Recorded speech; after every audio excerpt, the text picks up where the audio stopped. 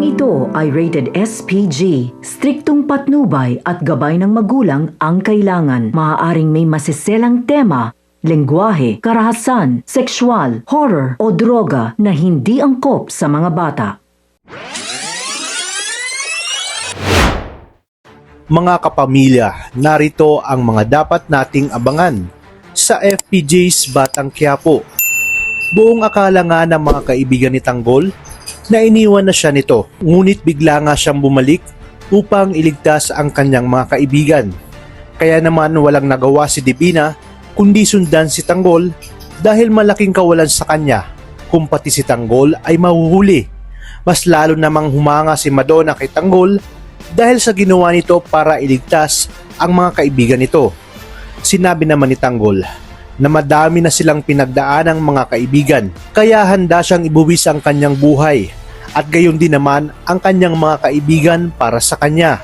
Sa kabilang banda, malalagay sa alanganin ang mag-inang Marites at Tinding. Matapos kasing patayin si Noy at pagtangkaan ang buhay ni Roda, ay hindi na nagpalipas pa ng araw para puntahan ni Lena si Marites. Agad itong nagtungo sa bahay nila Tess para paslangin ito. Sa pag-uwi ng bahay ng mag-ina, ay agad na nagsaralo sila ng kanilang pintuan dahil alam nila na si Lena ang pumatay kay Noy at nagtakas sa buhay ni Roda. At alam nilang si Marites na ang isusunod ni Lena, kaya naman maya-maya nga ay may kumatok na sa pintuan ng kanilang bahay. At dahil ayaw pagbuksan si Lena ng mag-ina, ay pinilit itong pwersahin ang pinto para mabuksan at makapasok. Nagulat ang mag-ina nang makapasok si Lena. Halatang halata na wala na ito sa sariling katinuan. Agad na sinugod ni Lena si Marites para patayin. Buti na lamang matapang itong si Tinding upang protektahan si Marites. Kahit anong makita ni Tinding ay kanyang inihahagis kay Lena para hindi ito makalapit kay Marites. Pero lahat ng ito ay walang nagawa at nakalapit pa rin ito kay Marites. At nang nahablot nito ang buhok ni Marites, nagpangbuno ang dalawa hanggang bumagsak sa sahig si Marites. Sabay bunot ni Lena ng kanyang matulis na kutsilyo at nang akmang sasaksakin na si Marites, ay biglang iniharang ni Tinding ang kanyang sarili sa pagitan ni Lena at Marites. Kaya ang ending, si Tinding ang nasaksak ni Lena.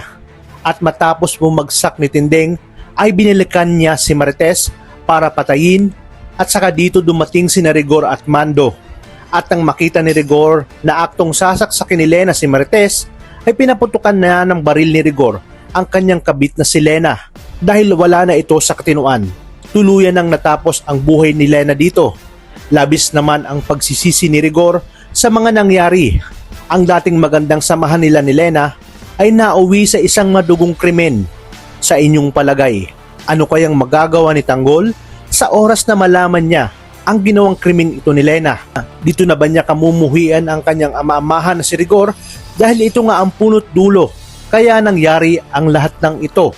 Napakarami pa nating dapat abangan dito lang sa FPJ's Batang Quiapo. Maraming salamat sa inyong panonood at pagpalain tayong lahat, kapamilya.